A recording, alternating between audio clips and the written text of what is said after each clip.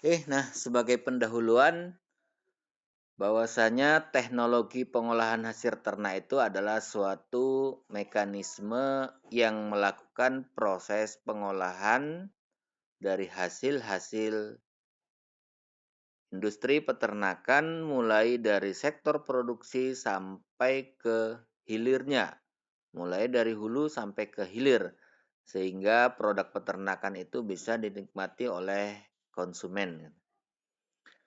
Banyak ya perihal mengenai tantangan dari teknologi hasil ternak ini, kemudian juga produksi hasil ternak itu sendiri juga merupakan suatu usaha yang penuh dengan tantangan dan problematika. Juga industri pengolahan hasil ternak itu sendiri juga merupakan suatu mekanisme dari runutan industri ternak yang dihasilkan. Tapi di sisi lain juga adanya peluang usaha yang bisa memberikan income atau nilai tambah dari proses pengolahan itu sendiri. Bahkan sekarang lebih cenderung kita lihat banyak orang yang bergerak di industri pengolahan dibandingkan orang yang bergerak di industri hulunya atau industri pemeliharaan ternaknya. Karena cuannya atau hasil benefit yang diperoleh, keuntungan yang diperoleh itu lebih menjanjikan dengan cash flow yang lebih jelas, resiko yang lebih rendah dibandingkan dengan industri hulunya tadi atau industri utama dari peternakan itu sendiri. Jadi bagaimana from the farm to the table. Bagaimana dari mulai farm, dari mulai sektor industri hulu atau sektor usaha peternakan itu sendiri sampai ke meja, dari peternakan sampai ke meja makan sehingga produk ternak itu bisa dinikmati oleh konsumen. Nah, jadi perjalanan hasil ternak dari peternakan sampai ke meja makan. Nah, kalau diilustrasikan dengan gambar, maka di situ ada industri peternakan ya, apapun industrinya, baik sapi, kemudian susu, ataupun ayam, telur, daging, dan segala macamnya tentunya nanti bisa sampai terhidang ke meja makan adanya proses-proses yang berlangsung pada tahapan-tahapan produksi tersebut. Ini contoh ilustrasi seandainya kita mengimpor sapi, mungkin dari kapal akan turun ke kandang karantina, kemudian akan dilakukan proses penggemukan pada kandang-kandang penggemukan atau feedlot. Nah, selanjutnya kandang-kandang penggemukan tersebut tentunya akan menjual sapinya ketika sudah sesuai dengan tujuan produksi kepada agen. Agen tersebut akan melakukan proses pemotongan. Nah, ternyata setelah proses pemotongan tersebut, maka daging-daging tersebut bisa diolah ke dalam industri pengolahan hasil ternak untuk dijadikan produk-produk turunannya. Nah, produk turunan tersebut tentunya harus didistribusikan ke outlet-outlet atau ke gerai-gerai atau ke tempat-tempat perdagangan yang notabene dikunjungi oleh masyarakat yang disebut sebagai pasar ya. Nah, selanjutnya pasar tersebut merupakan tempat transaksi antara penjual dan pembeli. Di situ ada transaksi. Nah, akhirnya produk-produk tersebut akan mulai dinikmati oleh customer untuk dihidangkan sebagai makanan harian ataupun customer tersebut akan melakukan proses pengolahannya lagi menggunakan caranya sendiri untuk dijual kepada si customer langsung pemakai. Misalkan sosis itu. Sosis setelah diolah dari pabrik distribusikan kepada gerai, outlet, ataupun pasar. Nah, selanjutnya ada pembelian dari pasar tersebut sampai dibeli oleh customer, diolah lagi menjadi sosis bakar dan sosis yang lain-lainnya untuk dijual ke tempat-tempat tertentu pada tempat-tempat dia jualan ya, misalnya di sekolah, kolam renang dan segala macamnya. Maka banyak turunan-turunan di situ yang melibatkan banyak proses dan banyak orang. Nah, setiap proses tentunya ada benefit yang dihasilkan. Nah, tadi saya sudah sampaikan bahwasanya setiap proses tersebut terkadang benefitnya lebih menjanjikan, cash flow-nya lebih jelas dibandingkan dengan sektor produksi utama.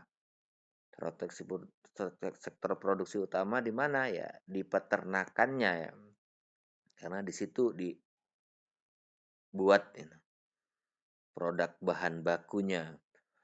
Nah, diperlukan teknologi untuk menangani dan mengolah hasil ternak karena perlu melakukan penanganan terhadap hasil ternak itu karena apa? Nah, yang pertama, hasil ternak itu mudah mengalami kerusakan dan perubahan komposisi. Nah, lihat kembali kalau ada nanti ada materi pasca panen ya peternakan nanti kita akan singgung ya. Jadi karena adanya produk yang cepat rusak, maka kita harus melakukan proses pengolahan menjadi produk jadi. Nah, kemudian kita packing dengan kualitas tertentu dari packaging tersebut sehingga meminimalisasi terjadinya kerusakan karena mikroorganisme. Nah, dominan produk-produk hasil peternakan dan juga pertanian, terutama peternakan lah lebih dominan akan cepat mengalami kerusakan karena memang dia high protein ya. Protein tinggi. Produk yang memiliki protein tinggi akan cepat mengalami kerusakan. Seperti susu itu gampang sekali rusak. Tidak ada melakukan proses pengolahan selama kurun waktu 8 sampai 12 jam, maka susu tersebut akan mengalami kerusakan. Nah, itu yang poin pertama, kenapa harus dilakukan proses pengolahan karena hasil ternak mudah mengalami kerusakan dan perubahan komposisi. Kemudian yang kedua, manusia tidak mengkonsumsi hasil ternak dalam bentuk mentah. Nah, mungkin susu bisa dalam bentuk mentah ya, siap diperas, kemudian disaring dan diminum mentah, nggak ada masalah. Yang suka itu sangat enak gitu daripada diolah menjadi produk turunan susu. Ada yang suka seperti itu, ada, termasuk saya lebih suka susu yang baru diperah, masih hangat langsung dari tubuh ternak, kemudian disaring, langsung diminum, terutama susu kambing. Tapi kebanyakan produk peternakan ini harus melakukan proses pengolahan. Nggak mungkin juga kita makan telur mentah. Nggak mungkin juga kita makan daging mentah. Maka ada proses pengolahan yang dilakukan sehingga produk tersebut bisa dimakan dalam bentuk yang lebih enak dinikmatin. Nah, ada juga orang yang tidak bisa langsung makan dagingnya. Tapi kalau dibuat dalam bentuk produk turunan seperti sosis ataupun bakso, itu tidak ada masalah. Tidak masalah dia mengkonsumsinya, bahkan suka dia makan bakso. Tapi makan daging aslinya, misalnya dibuat olahan rendang atau dibuat stik daging gitu, dalam bentuk daging yang masih utuh, walaupun sudah dimasak, dia tidak suka mengkonsumsinya. Tapi setelah menjadi produk turunan olahan, bakso, sosis, nugget, dan segala macamnya, dia akan lebih suka mengkonsumsinya, gitu. Mau dia memakannya. Nah, kemudian yang ketiga, selera konsumen yang berbeda-beda. Tadi selera konsumen berbeda-beda. Tidak semua orang menyukai daging dendeng. Ada juga yang suka daging rendang. Ada suka yang daging dendeng dibandingkan daging rendang. Ada yang suka diolah begini. Ada yang suka diolah begitu. Maka perlu dilakukan proses pengolahan. Nah, kemudian yang keempat, perbedaan dan perubahan gaya hidup. Misalnya gaya hidup yang serba cepat, gaya hidup sehat dengan mengkonsumsi makanan rendah lemak, rendah garam, dan gula, dan juga pangan-pangan fungsional dan lain-lain. Pangan fungsional, misalnya yang rendah lemak tadi, kemudian kaya akan vitamin tertentu atau beta karotin tertentu. itu merupakan pangan fungsional gitu ya. Jadi pangan fungsional itu bahan makanan yang memang sudah dimodifikasi demikian rupa untuk tujuan tertentu supaya meningkatkan kualitas bahan tersebut. Nah, selama ini daging itu kandungan lemaknya mencapai 12% gitu. Dibuatlah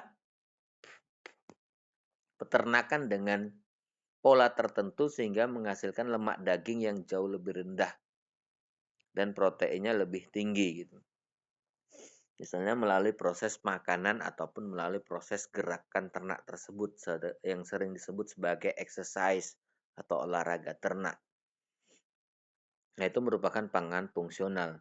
Jadi perubahan gaya hidup itu tentu akan mengakibatkan suatu proses pengolahan akan dilakukan terhadap produk-produk peternakan tersebut. Terutama orang yang sudah memiliki kemampuan finansial baik,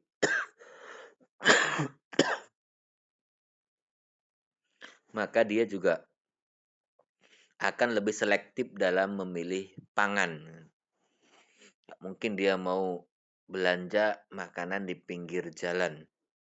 Kan dia cari makanan yang lebih selektif, yang rendah lemak, yang rendah kolesterol, yang punya cita rasa khusus, yang memiliki kandungan vitamin tertentu atau kandungan tertentu dari zat gizi sehingga meningkatkan kecernaan, pertumbuhan, perbaikan pola pikir dan segala macamnya. Nah, itu mindset-mindset itu sering terjadi pada kalangan masyarakat kita. Nah, itulah perlunya suatu pengolahan dari hasil ternak tersebut karena alasan-alasan yang 4 ini. Jadi kalau teman-teman mau tambahkan silahkan. Nah, Vinomat dari yang 4 ini teman-teman bisa kembangkan. Itulah peranan mahasiswa bukan hanya menerima ya. Jadi teman-teman juga harus banyak membaca, berpikir, sehingga meningkatkan kemampuan analisis teman-teman terhadap sesuatu case. Jadi saya lebih suka mahasiswa yang seperti itu. Jangan hanya mentah-mentah nerima dari dosennya, tapi teman-teman juga harus bisa mencari dan mengembangkan. Jadi peran dosen di sini hanya mengarahkan mahasiswa untuk menjadi karakter yang lebih baik. Bukan dosennya hanya mencekokin ya, itu nggak bagus. Kok hanya dosennya memberi makan aja, tapi tidak pernah mengajarkan bagaimana untuk mencari makan. Sama juga orang tua yang baik seperti itu ya. Harus mengajarkan anaknya bagaimana mencari makan. Jangan hanya mengajari anaknya untuk makan saja. Nah, ini suatu gambaran dari suatu farm, baik itu ternak babi ya, kemudian ada kambing, domba, sapi perah, ada juga kambing perah. Nah, harvest atau panen ya. Nah, tentunya ketika kita melakukan proses panen ternak, nah di situ juga ada sesuatu usaha yang harus kita lakukan untuk proses penanganan pasca panennya atau post harvest. Apa yang harus kita lakukan setelah kita panen ternak? Nah, bisa melakukan proses pengolahan atau processing sehingga menghasilkan produk baru. Ada kalanya pasar itu jenuh. Contohnya pada peternakan ayam potong. Suatu waktu karena produksi berlebih, karena ayam potong kita sudah swasembada ya. Ayam potong dan ayam petelur lah. Kita bilang kita sudah swasembada. Beda halnya dengan sapi. Ada kalanya ketika memang pada masa-masa tertentu produksi ayam itu berlebihan, panen bersamaan. Sehingga mengakibatkan harga ayam di pasar itu rendah. Akibatnya peternak merugi. Kos yang dikeluarkan untuk memproduksi itu jauh lebih tinggi dibandingkan dengan harga jual ayam. Maka kalau orang yang punya ide cemerlang, maka dia akan berpikir ini peluang, potensi.